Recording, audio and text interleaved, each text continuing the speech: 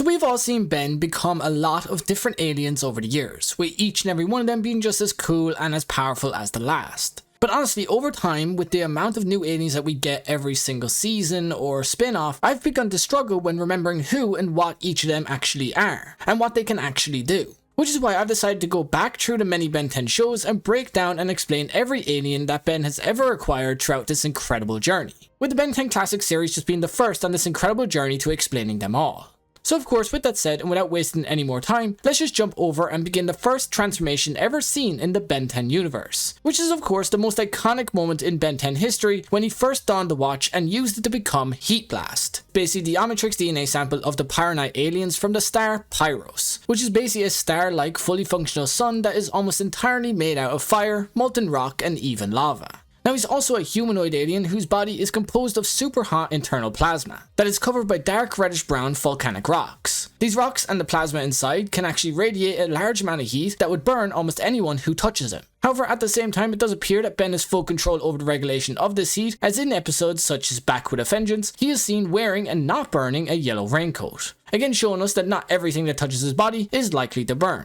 But now before we get on to his many abilities, it should also be mentioned that throughout the series we did see different variations of the Pyronite aliens, such as Alan Albright, who basically resembled Heatblast in almost every single way, except he was basically a smaller version of him.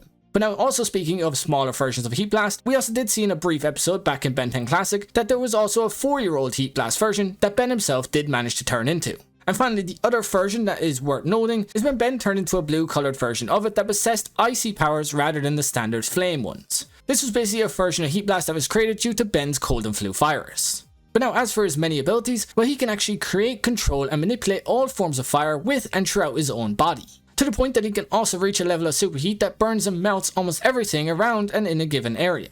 He can also use a form of flying by first shaping a piece of solid rock into a board-like shape that he can then use his powers to propel into the air and fly around like he's on Aladdin's carpet. Oh, and alongside his resistance to fire, heat and ice, he also gains enhanced strength and durability, with his only real weakness being water, but again he has shown once or twice that even that isn't enough to stop him once he gets going. But now moving on, next up we have the second alien ever seen in the original series, which of course was Wildmutt. Now Wildmutt is basically the DNA sample of the Fulpamancer alien, which of course comes from the planet Fulpin, which is basically a pitch black planet on the edge of the galaxy, and one that in fact has been poisoned beyond repair by a toxic waste and trash that has been left there by all the other worlds around, leaving most of its inhabitants now choosing to live underground as a result of all this toxic waste. But now as for Wildmutt himself, well, he's basically a large orange dog-like creature with no eyes, ears or nose. However, this doesn't mean that he can't see or hear, because he actually does this by utilizing the 3 gill-like nostrils located on each side of his neck. However, in the singular case when Ben was sick, this ability to smell and see using his gills was completely useless, as both his sense of smell and sight was blocked by the mucus inside his own body.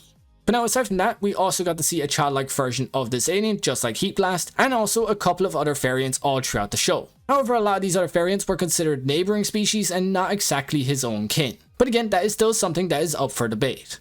But now, along with Wildmutt's incredible senses, he can also utilize his sharp teeth, long claws and strong bite force to render any of his opponents unalive, if Ben of course ever wished to go that far. Aside from that, like most of the other aliens, he has enhanced strength and enhanced durability. But now as for his weaknesses, well, alongside his inability to speak and communicate with his own team, he's also incredibly weak and vulnerable to high frequency noises such as the sonic pitch whistle.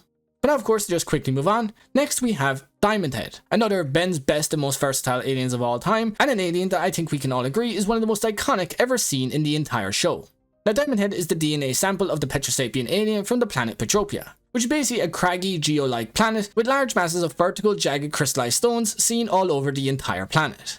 Now Diamondhead himself is basically just one of several different gem-based races that are seen on this planet, and one that basically looks like a walking crystal or diamond-like man. For see, being a silicone-based life form, Diamondhead's body is composed entirely of aquamarine crystals, which are basically a very tough and durable diamond-like substance that is exclusive to him and his kind. However, through the use of his crystal abilities, he can create, control, and cast out aquamarine crystals at will. However, throughout the show, it is more common to see him use these crystal powers to form weapons, shields, and even spikes around his own body, rather than to see him use his powers to cast out crystallized projectiles. Although again, he is fully capable of doing that if he wishes. But now, along with him being incredibly durable and resistant to most physical attacks, he also possesses the ability to regenerate parts of his body as long as they themselves have not been completely shattered into unrecoverable pieces. Other than that, he can reflect beams of light and energy off of his own body and absorb large amounts of energy within his own body. Again, just showing us why he is considered by many in the community as one of the most reliable aliens that we have ever seen. But now, as for his weaknesses, well, Diamondhead is especially weak to sonic vibrations, as in some cases they can actually turn his entire body into a dismantled state.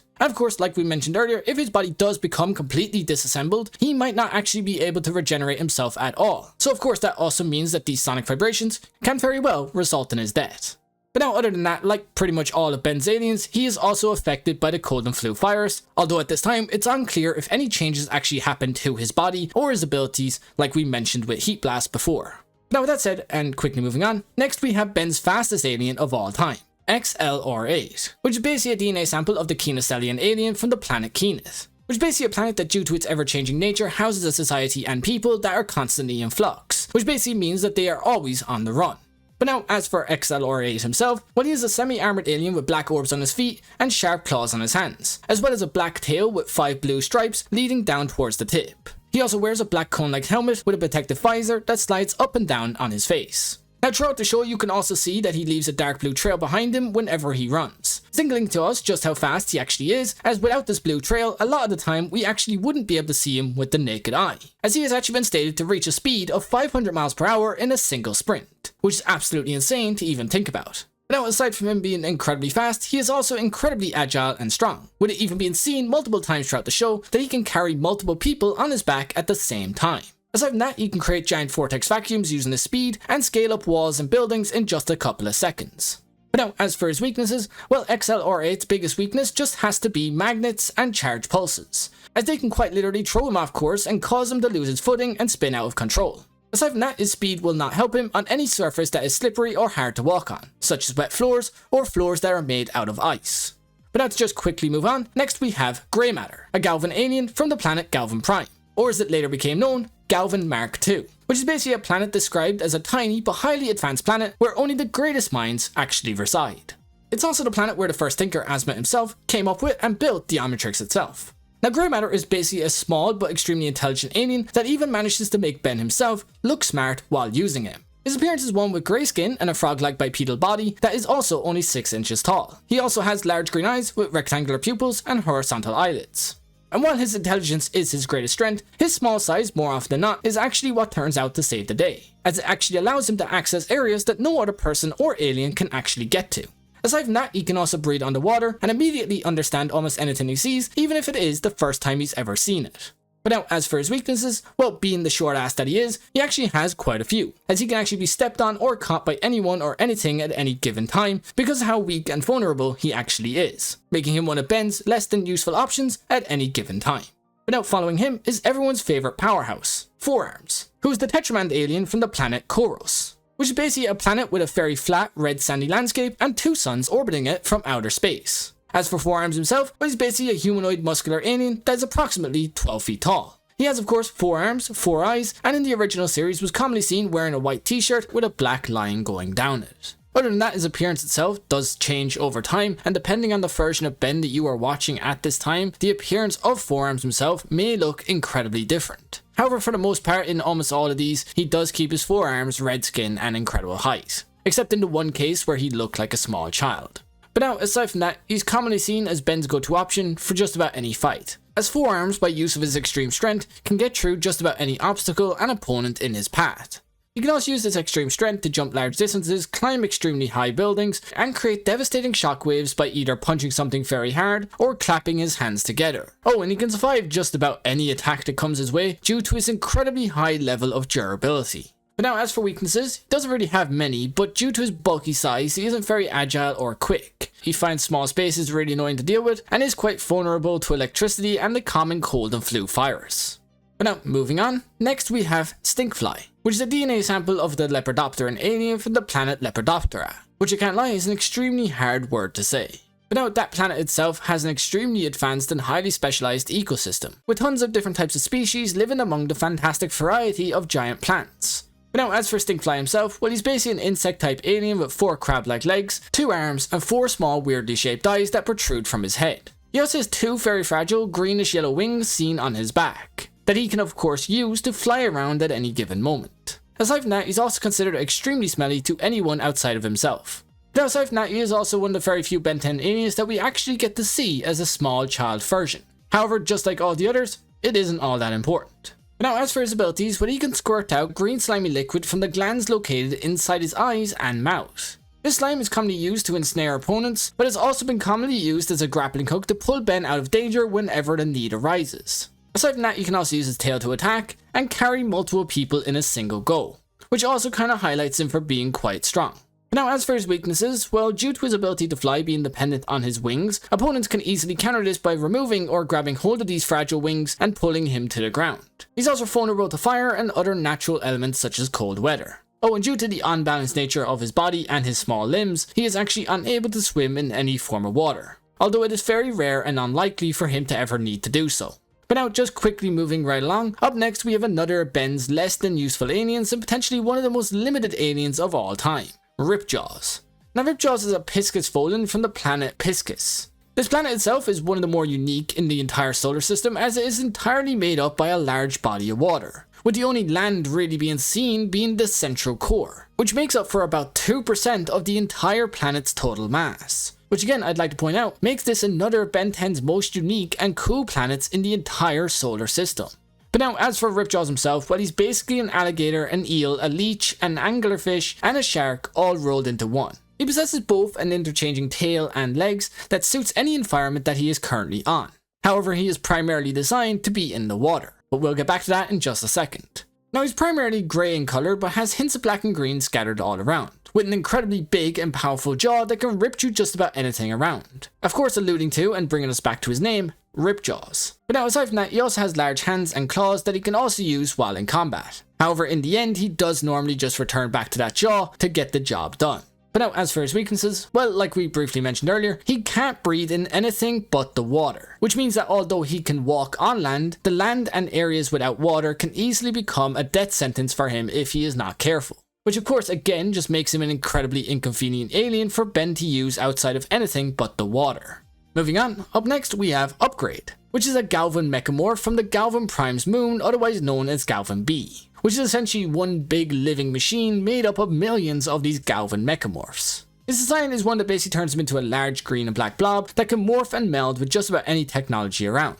He can also pass through all sorts of small spaces and gaps, mimic and shapeshift into any form of technology without it needing to be around, and launch a powerful green plasma blast from his eye. A blast that will of course explode on contact. Aside from that, he's also capable of using several other small abilities that really aren't that important or commonly seen throughout the series. So let's just not waste too much time on them, we'll just leave those abilities as they are and move on to his weaknesses. Now of course, to start us off, while his ability to take over and control mechanical life is impressive, it's not absolute, as sapient intelligent machine life forms can actually easily fight him off if he tries to merge with them against their will, which over the course of the show has become quite an inconvenience for Ben at times. He's also sensitive against electromagnetic pulses, cold and heat based attacks, and of course magnetic fields. Aside from that, I still consider him one of the most versatile and powerful aliens inside Ben's entire locker.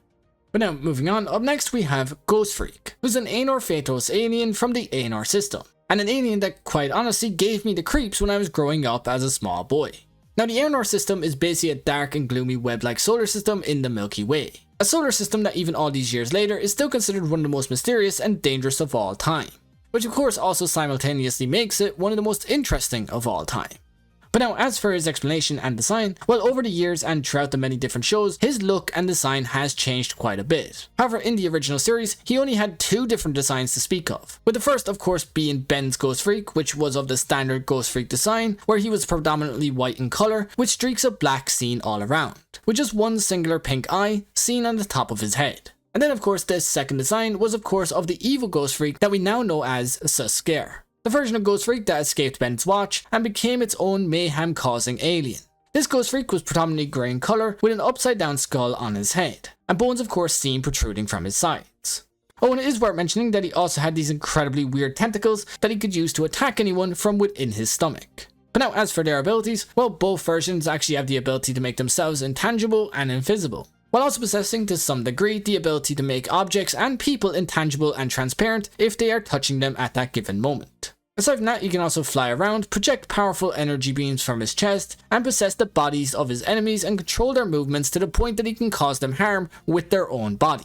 Which, I can't lie, was an incredibly graphic thing to see in the original Ben 10 series. But now, as for his weaknesses, well, while the standard Ghostfreaks are incredibly vulnerable to sunlight, the Sasuke version has over time found a way to negate this by use of the Omnitrix watch. Aside from that, they are also quite vulnerable to normal weaknesses if they are of course caught off guard, as it actually takes quite a level of focus to go intangible or invisible. Oh, and while he has the ability to possess people, he is actually unable to possess certain beings, such as any of Ben 10's aliens located in his watch. Which of course was something that was incredibly lucky for Ben, as he would have been well fucked if he was able to do so. But now up next we have Canonbolt. Now Canonbolt is the Omnitrix DNA sample of the Arborean Pelorota alien, which is a species that comes from the now destroyed planet of Arborea, a planet that was said to have been wiped out by the Great One prior to his landing on Earth. Which of course also kinda means that Canonbolt is now one of the very few surviving representatives of his kind, which of course is kind of interesting and makes this alien incredibly rare in the world of Ben 10. He's designed as basically a big, round, heavily armored alien that is almost indestructible. He's covered by white and yellow plating all over his body, with black stripes going all around it. His body shape is naturally bulky and he has stubby limbs that make him look kinda goofy. But now aside from that and his incredible speed and agility, he can also tank some of the hardest hits in the series without even flinching for a second, making him one of Ben's best defensive aliens of all time. But now of course, just like every alien on this list, Canonbolt is far from perfect, as he actually has his own fair share of weaknesses. As for starters, that rolling attack that is incredibly powerful requires a lot of momentum, meaning that while he is gaining this momentum, he is left incredibly vulnerable as he is not yet in ball form. However, once he does reach that ball form, he is once again incredibly indestructible. Aside from that, any slippery surface can also make his movements unpredictable for both himself and his enemies, which of course has also placed him in some undesirable situations. Now with that said, up next we have Wildvine, a Florana alien from the swampy jungle world of Flores Verdants. A planet that is basically one massive tangle of plant life with giant vines, towering trees, and swampy wetlands everywhere you look. Wildvine himself, at least in the original series, was a tall, lean and green plant-like alien with a body made up entirely of vine and plant matter. His torso and limbs are segmented stems, and he's got a Venus flytrap shaped head with glowing yellow eyes seen on top of it. He also has 5 vine-like tendrils extending from his back, which he can of course use to swing around or to attack his enemies. On top of that, his legs are basically rooted feet that allow him to balance on just about anything, including the walls and even the ceiling. But now as for his powers and abilities, well, his main strength is of course his versatility, as he can actually stretch and extend any of his limbs to wrap around and capture opponents, or to just simply swing around in urban or tree-like areas. On top of that, he can also sprout explosive seeds from his own body, regenerate parts of himself if needed, as well as also camouflage himself in any plant-like surroundings. But now of course, even with Wildvine's insane versatility, he also has his own set of weaknesses, with fire, extreme cold, and pretty much any environment that would wither and dry out plant life being the most apparent of them all. However, alongside this, he is also more vulnerable than most aliens to just standard attacks, on the account that he himself doesn't have much in the way of just raw strength or any armor-like skin. But again, his regeneration abilities does also help aid in this to some extent. But now to just keep things moving forward, let's just go over and explain Blitzwolfer, who's basically the Omnitrix DNA sample of the Loboan alien. He stems from the Aeonor Transl moon, which of course was one moon that was found in the Aeonor system, which, like we mentioned back in the Ghostfreak section, is basically a dark and eerie place housing some of the scariest and most evil beings in the entire Ben 10 world. But now as for Blitzwolfer himself, well, his design is almost a direct nod to the classic werewolf mythology that we all know of. Only in some cases, Blitzwolfer could also be considered a more amped up and scarier version. For see, in the original series, Blitzwolfer was a tall, muscular wolf-like alien with dark green fur covering his entire body with sharp claws and a long bushy tail seen at the back, as well as having some intimidating glowing green eyes. But now even aside from that, the most striking feature that he has would have to be his massive jaw, which of course splits into 3 different sections, giving him an entirely different predatory vibe than the one that we all know of with the regular werewolf design. And what's more, this incredible jaw can also create what is known as a sonic howl, which is basically a powerful high-pitched scream that causes a hell of a lot of damage to the opponent it is used on. Other than that, Blitzwolfer is also incredibly fast, agile and strong, with claws and fangs that are razor sharp to the point that being hit by them would almost certainly amount to your death. And of course, with Blitzwolfer basically being a wolf-like being, he also possesses enhanced senses such as smell and sight, again making him almost the most perfect predatory creature that exists in the Ben 10 universe. But now, despite how powerful and cool I consider him to be, like all the others, he does have his own fair share of weaknesses. Like for starters, that sonic howl that we mentioned earlier requires a lot of energy to be used, meaning he can't just spam it over and over again to take out his opponent, as it would most certainly wipe him out by doing so. He is also incredibly vulnerable to environmental hazards and physical damage, with of course ranged weapons and attacks being the best and most optimum option when taking him out. But now up next we have Upchuck, which is basically an Omnitrix DNA sample of the gourmand alien from the planet Peptos 11. A world that is basically one massive all-you-can-eat buffet, making it the perfect home for someone like him who can quite literally eat anything. But now as for his look and abilities, well, he's a small green frog-like alien with a round body and stubby limbs, with multiple very long and useful tongues inside his own mouth. He can also use this massive mouth to swallow things that are way bigger than himself, which he can then form inside his body into an incredibly powerful explosive energy, which he can of course then spit out to an insanely accurate and powerful degree. At this time, it doesn't seem to be any sort of limit to what he can actually consume, as even metal and alien tech seems to leave him quite satisfied after he's finished consuming it. Aside from that, his tongue itself can also be utilized in several other ways, and is actually surprisingly versatile throughout the show. But now of course these strengths do also come with their own clear weaknesses, as while his appetite is practically endless, he can't do much of anything without something to eat. Meaning if there is nothing around to eat, he is basically useless. On top of that, his small stature means he's not really built for direct combat or raw strength. And if someone actually manages to pin him down, he's pretty defenseless and again, borderline useless. He's also considerably slower than most of Ben's aliens, meaning against anyone with even a slight bit of speed, he's practically fucked. But now to just quickly move right along, up next we have Snare-Oh. Now Snare-Oh is the DNA sample of a Trepkufan alien, a species that comes from the planet Airnor-Kuvros, which of course is another planet located in the Airnor system, and a planet that leans heavily into old school horror themes and in particular ancient Egyptian mythology and aesthetics, which of course also relates back to his design, because he is a tall humanoid alien that is built to resemble a mummy, as he has tin bandages that circle his entire body and glowing green eyes peering out from beneath his wraps. His head has a distinct mummy-like shape with a black jaw and sharp angular features that give him an incredibly spooky and intimidating vibe. But now as for these bandages, well, they aren't just for show, as they actually allow him to stretch out and shape himself however he wants, as they are actually fully detachable and can extend to incredible lengths, allowing him to wrap around enemies and make makeshift weapons, and even reshape his body in ways that most of Ben's aliens simply could never do. He's also surprisingly durable, as damaging his bandages doesn't necessarily harm him in any way. And in fact, with him just being composed entirely of these wrappings, it makes him particularly harder to injure in general, since he doesn't technically have any traditional organs or weak areas. However, like most of the other aliens on this list, he does share his own set of weaknesses, because while his bandages are incredibly useful, they can be burnt, frozen, or cut, meaning enemies who can trap or damage his wrappings can put him at a major disadvantage. He also lacks in raw strength and heavy hitting attacks, making him distinctly weaker than the bruiser types such as Forearms or even Canonbolt. But again, aside from just these minor issues, he's far from the worst alien on Ben's lineup.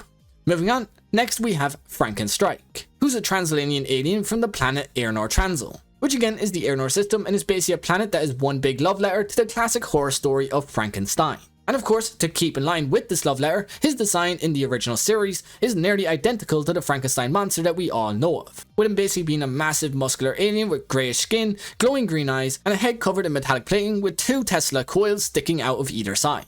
And as for his body itself, well, keeping in line with the Frankenstein monster, it also has a lot of stitches and metal implants. But now as for his abilities, well, he actually might be one of the better aliens on this entire list, as his defining ability is his control over electricity, with him being able to generate and manipulate huge amounts of electrical energy to shock enemies, power devices, and blast opponents with a devastating lightning strike. Now when this is paired with his insane physical strength and durability, he basically becomes a walking tank with his own built-in artillery.